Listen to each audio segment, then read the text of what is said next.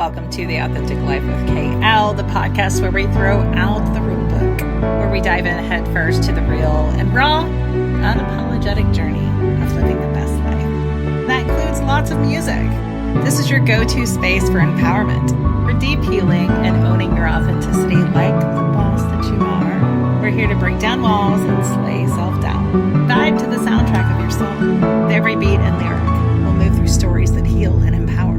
You can live your fullest and most badass life. Welcome to The Authentic Life with KL. Hey guys, it's Kitty. Today I have with me the Dirty Royals. Welcome in, guys. Hello. Talk to me about you and the band and just kind of introduce us to you guys. This is Mark. My name's Danny. This is Matt. The Dirty Royals, we've been a band since January of 2023.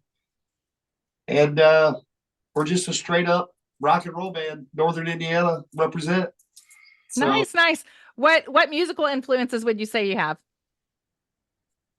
Led Zeppelin, definitely Rush with Neil Peart. Nice. drummers. I have a lot of musical influences. I grew up in a musical family. I started playing mandolin when I was 7 years old. So, anywhere from bluegrass to, Loretta Lynn, Conway Twitty, Judas Priest, Dio, Pantera, all the way up to Falling in Reverse. Oh, nice. Music that's out. I mean, I'm a music lover, period. All across the board. All across the board, yeah. Nice. What about you? So I'm a huge Mark Tremonti, Zach Wild guitar player fanatic. Nice. Wide range. I listen to everything from like Mark said, like you gotta have the classics, Led Zeppelin and Pink Floyd, all the way up to Slipknot and Dave Matthews. So I'm kind of a music whore, I guess. I just listen to everything. If it sounds good. I think that's the best way. Like I love so many different kinds of music. I definitely have my preferences, but there's not really one type of music that I don't like classical very much. I like everything else. I think you can get lost in any kind of music. Yeah. And, it depends on your frame of mind. It depends on, what you're looking for. And that's the way I see it, I guess. And it's, all of it has beauty, I guess. Yeah, it definitely does. And it all reaches out to, it reaches different people. If it's not, something that reaches me, it's going to reach somebody. So I think that is the language of music, I guess, is you don't have to necessarily speak a certain language. You just have to speak that music kind of, for it to get to you. How has music been influential for you guys in your life and just across the board? How's it been influential to you guys? Go ahead. Music can pull you from the depths of your Hell. body. Yeah, the depths of hell, Really, I am a huge visual person, and I believe in the show, and I believe in the entertainment aspect of it. I grew up, of course, as a little kid. I grew up. I mean, I was born, early 70s, and Me too. Give us your terrified face, Mark. Anyway, I was born in the early 70s, so as a little kid, 8, 9, 10 years old, I was every chance I got, I was watching Kiss. Yeah. I was watching the spectacle, of that. And then, growing into being a young teenager, the first time I heard Ronnie James Dio with Black Sabbath was it for me. That's influenced lots of even more of the newer music too that I love to listen to, because all of that's influenced by those bands: Zeppelin, Kiss, Dio, Judas Priest, Iron Maiden. The mega bands that are legendary nowadays, that have been around for 50 years. So I guess my biggest influence is the spectacle, as well as the music. But the spectacle is right up there with a presence. Yeah, absolutely. What do you think? I think my biggest influence came from the early 80s when CD players first came out. Yeah. My dad had bought a Iron Butterfly CD, and it had Ingata La Vida on it, and that 12-minute drum solo. That was pretty much what did it for me. I knew what I wanted to do. It was a switch that went off, and you were like, "This is it." Yeah. Nice, nice. I'm about to disappoint these guys a little bit here because when I was a little kid, That's a daily occurrence. it's a guitar player thing. When I was a little kid, I can remember sitting by my parents at a big old radio system when I was a little kid, and the first thing I grew up listening to was Barry Manilow. Mm. And it was like my favorite song across the Oh, board as dude, a kid, man. I appreciate that. For real. But back in like probably I was born in the 70s as well here. So when I first saw Skid Row's video for Youth Gone Wild, I get sit on my couch in my parents' room. I was 14 years old, I think, and that's what I was going to do, and I pursued that relentlessly ever since. And it's not, to me, it's not about the fame or the money. The money would be nice, don't get me wrong, but I won't complain about the money. yeah, Yeah, right. someone wants to write me a nice check. Right. I always accept, but it's more about just following what you're supposed to be here to do. Like, Yeah. I've always loved music. It's guided me through like some of the worst times of my life to some of the best times of my life. So Yeah. you It's gotta always, have- music is always a placeholder. Like, we use it for different parts of our life, for funerals, for Yeah. weddings, for Oh, like birthdays, all those things. It's just that mark in time for us. And I love that you love Skid Row, because that's Youth Gone Wild, but like 18 in Life and all those are just like time moments for my teenage life, Their concerts. 2 albums were fire. Every song Yeah. was amazing. Yeah. There's sometimes when I get pumped up for a show, I have Skid Row on a playlist. Yeah.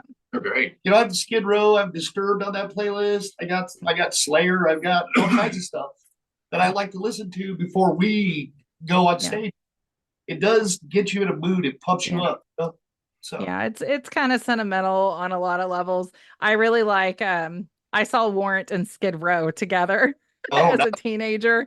And so I was like, it brings back good memories. oh yeah. I was fortunate enough to meet Sebastian Bach after the band had split and he was doing his solo album. So I got to meet him and tell him what an influence he was in my life. And then I got to meet the other guys, Yeah. or not Robert Fuso, but Scotty Hill and Dave Saber were the guitar players. So I got to meet those guys. And Yeah. it's kind of a cool thing to go up to them and just be like, hey, man, I am what I am because of you guys. Yeah. Yeah. And I love that about music. I mean, now I won't say everybody, but like for me, one of my bands is Otherwise, and I know the guys, and the reason why I know them is because they really brought me through a really shitty time in life. But it's like, it's just a song, and I'm like, it's just a song. It's not just a song. Right. It saved me, don't diminish it. It's not just a song. It's left a scar on you. Yeah. That's the way I kind of like to look at it. Yeah. One thing that I want to do with the music that we write is of course I wanted to touch people and leave a scar.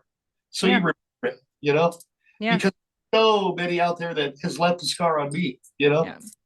Yeah. I love that. I love that. So what is something that inspires you? I know the industry, we could talk either way. So the industry, you have to have something that inspires you if you want to play in this industry, but just on a personal level as well, what are some things that inspire you?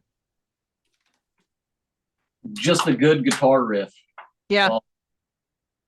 Whatever Matt can conjure up and just play around with, it just kind of breaks your mind in half to where you're not really thinking about reality anymore. You're thinking about what could be in the future. I love that. I highly agree with that. That was Yeah. very Yeah. insightful, Mark. Yeah, that's good. That was insightful for a drummer. Do you play an instrument at all? Oh no. You want to learn to play bass, okay? Don't play drums or guitar. Anyway, No. that was very insightful, man.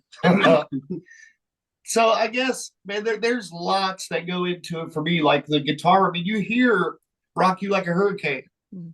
If I hear "Stricken" by Disturbed, I mean, we could talk about all kinds of older bands, newer bands, or whatever. Sure. But that was a very good way to put that. There's other influences as well. I have people that are friends and family of mine who are very inspirational to me. Yeah. To play music, when you have those stars in your eyes and you're just, I had, back when I was younger, I used to sneak into a certain club, before I could be in the club. Right.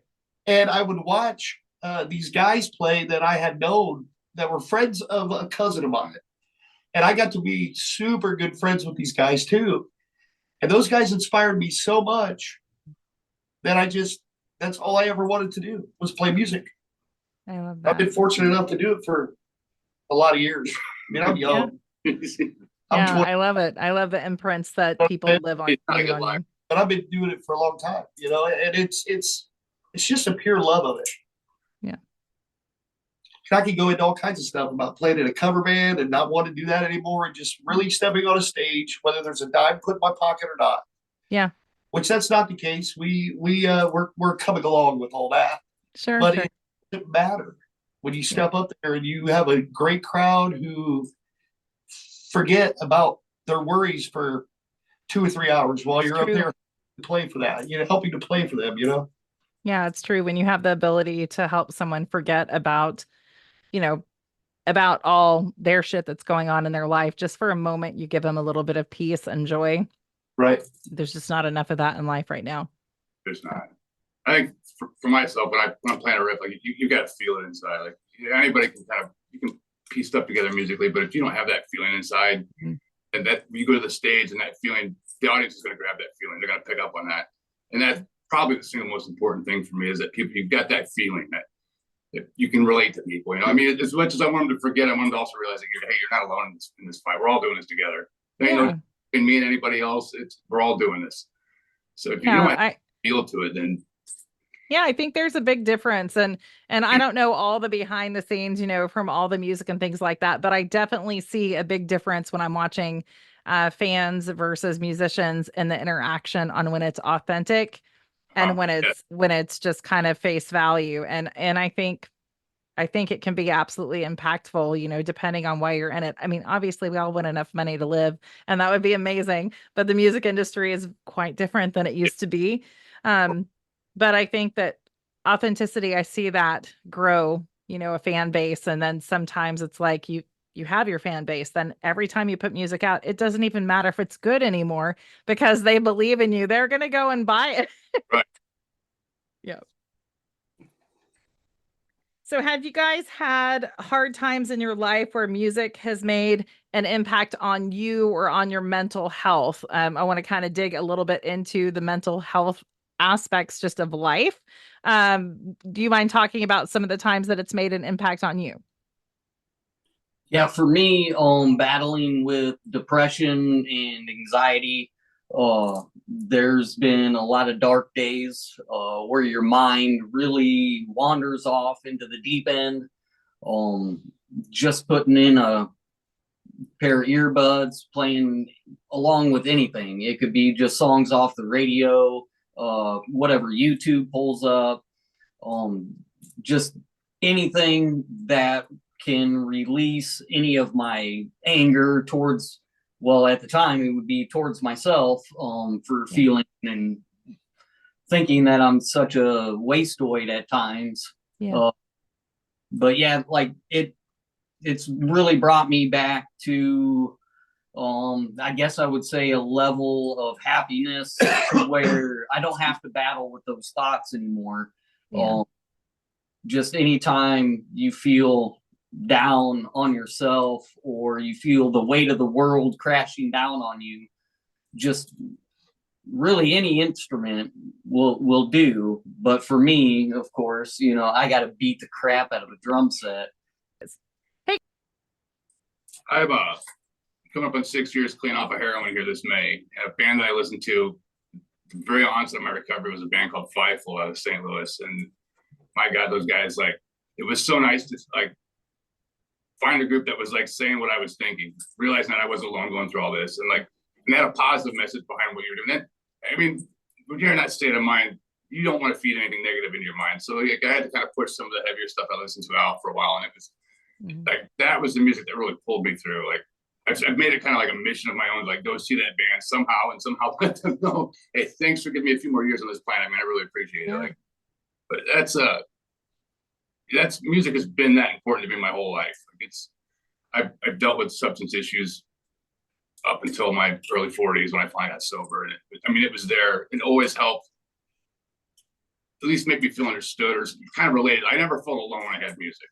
And Yeah. just sit in my room all day and like take those feelings that you got inside and be able to put them into a melody or a chord progression. And whether it ever sees the light of day or not, it doesn't matter. It just feels like it's a release coming out. And that's, you got to have that in music. That's part of that authenticity that I crave for in music. Yeah, and thank you for sharing that, because I think you making yourself vulnerable on something, I would say as gentle, or as gentle as most people talk about addiction and things like that, when people do talk about it, it really does save other people. I've lost a sibling due to addiction, and so I'm absolutely it makes my heart very happy to see people who can pull themselves through, because I know it's a constant struggle. I think a lot of times people think that it just goes away. It's just suddenly it's just gone. Why can't you just stop? So I really appreciate that you talk about it and make yourself vulnerable on it, because it will make a difference in other people's lives. It really will. I hope so, because I don't want to look at those days and think they're all for nothing. You know what I mean? Like Yeah. I had this guy here sat with me for the last 5 or 6, pretty much ever since I got out of rehab 5 years ago. I mean, every Sunday we'd met religiously for lunch, and the whole onset of doing that was to help him keep me in line, because he had a few more years under his belt than I did. Yeah. So and I don't ever take for granted what I've been through, good or bad. But I mean, if I can help someone else with it, goddamn, let's do it. You know what I mean? Kind of my evolution, kind of in my therapy, growing from the things that I've learned about myself. Mhm. When we had sat down and talked about it, we were talking about addiction. And I'm a storyteller when I sing, or before I sing, I will explain. And then there's 3 songs we do at the beginning of our show that I don't explain, and then everything else I tell a little story. Mm-hmm. 30, it might be 10 seconds, it might be a minute that I talk. Well, last place was indeed that. We do tell a story about addiction, about if you are addicted, get help. We're here for you. And Matt has let me kind of tell his story a little bit on stage, and Mark as well. But I think for me to answer the question, because I see squirrels a lot. It's okay. I do too. To answer the question, I think music is, I've been through breakups. I mean, I've bawled like a baby listening to certain music.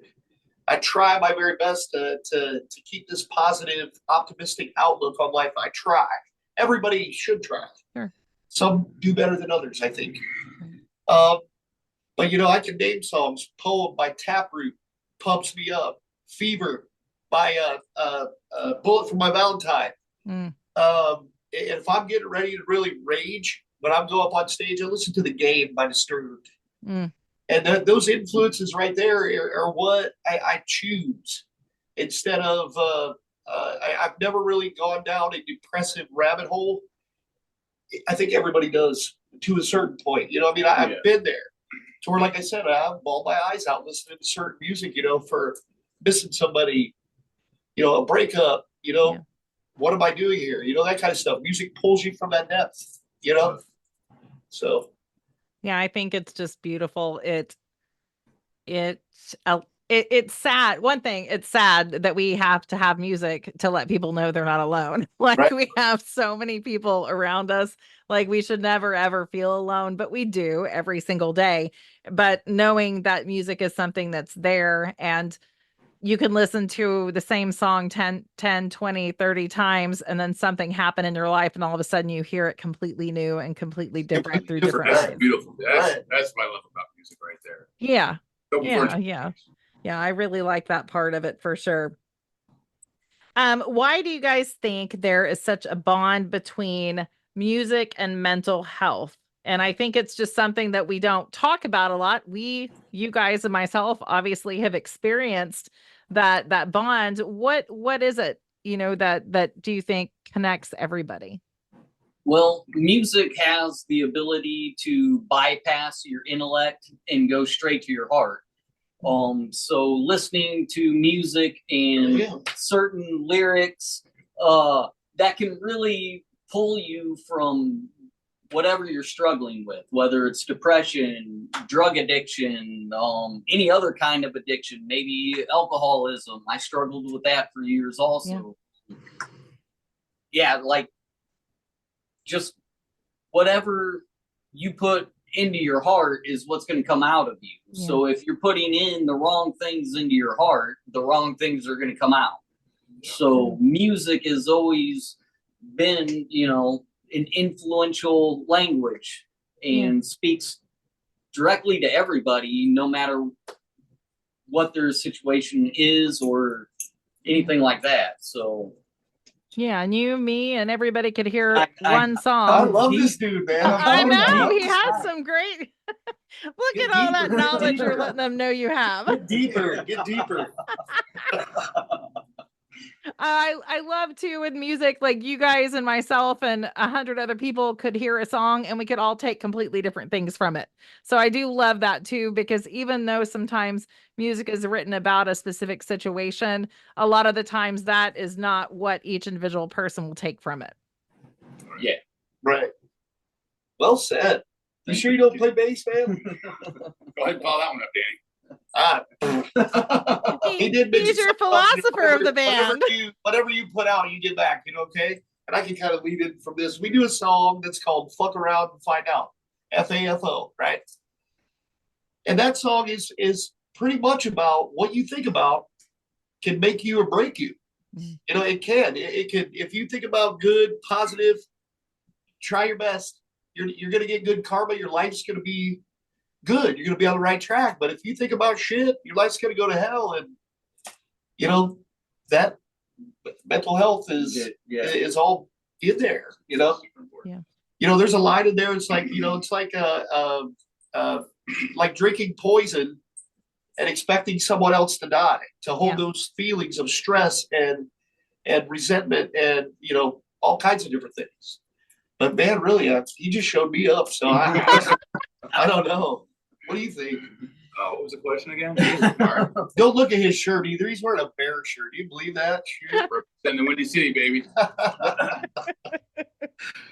This is a Steeler fan. Oh. Hey, we're being mild, Kitty. We're yeah. I'm behaving myself right now. It's okay. Pretty much he is. I've been around a while. It's okay. That's the Oh, first yeah. band he's interviewed, right? I think it would be great back in the 80s to interview like the Motley Crue, Skid Row, all those bands. Yeah. And you know, I mean, how crazy would that be? Just get on YouTube and check some of those interviews out. Yeah, That's they great. didn't look good. Yeah, and they do them, but it's just and I've talked about this on a lot of the podcasts that I've done, just talking, because I'm 48, and so that's the era I grew up in. And you saw the giant tour buses and you see all this lavish lifestyle, and then now it's like, I got a bus, it looks like a kidnapper van, I'm gonna go and I'm gonna do a Right. tour. I gotta drive my own self to a gig. What do you mean? You got a van? Hey, we got a camper, but I can't afford the gas to pull it. Right, it's just different. You know. But like nowadays, it's so much more authentic now. I think. You know, like, Right. when you I think look so at the too. '80s, like I always had a hard time with like you know what was it? Every rose has a storm by Poison. Like you're out making how much money with all these drugs and women, and you're lonely.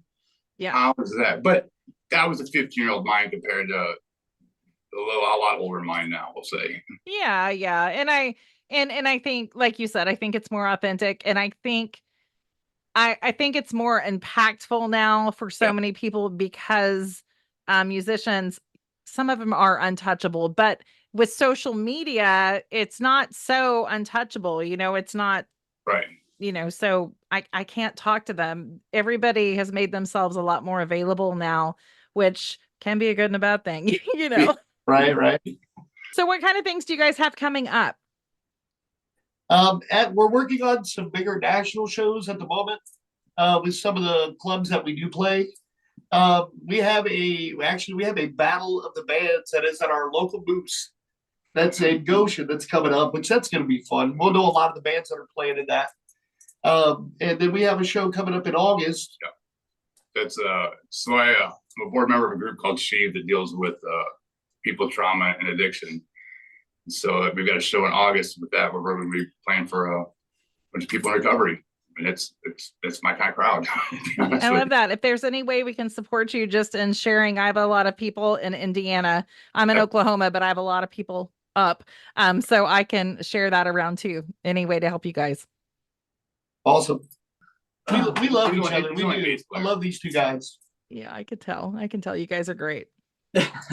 One of the pieces of advice I like to give out, I learned this trick in AA when I was 22 years old. They do this thing called a God sack. So you take a brown paper bag, you write God on it, which if you're not religious or anything, you just look at it as the acronym of good orderly direction. Mm. And anytime you're struggling with, the urge to have a drink or to do a line of Coke, which was my favorite thing, you write that down on a piece of paper, you crumple it up, and you give it over to God and you throw it in the God sack. And it's just, you're basically kind of carrying out the action of I'm giving this up and I'm giving it to a higher power, something that I can't control myself. So I got to give it up. I like that. I do a lot of teaching within our group, and I always tell them to get what I call a fuck it basket and put it in an empty basket in the corner of the room. And each night before you go to bed, just either you can write it down and drop it in the basket, but anything you can't control or anything you need to get rid of, put it in the fuck it basket just as a Great visual representation to get it away. So yeah, I love that. That was one of the things I learned recently in my journeys here, is that in the end, like stuff that's too heavy for us, we're always going to be okay. I mean, like I've been through a thousand bad days, and I'm still here kicking, just like these guys are, and like myself. So I think the biggest thing is to let people know they matter. You're somebody's son, daughter, husband, wife, brother, sister, aunt, uncle. Like your life matters. Don't slow down, man. Everything's gonna be okay. I think everybody wants to be seen and, made to feel like they matter. And we go so fast in life and we fail to do that sometimes as humans. So We definitely need a little more empathy out there, I think, man. Like, yeah.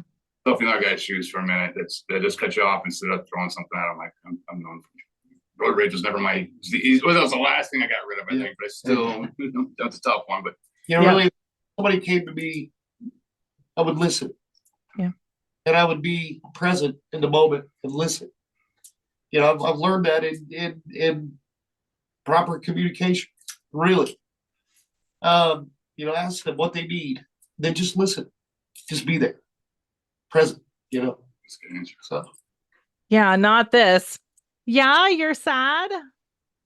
You're sad. Yeah. Tell me about Right. it. right, That usually, I've seen that happen so many times. Like, Yeah. oh yeah, okay.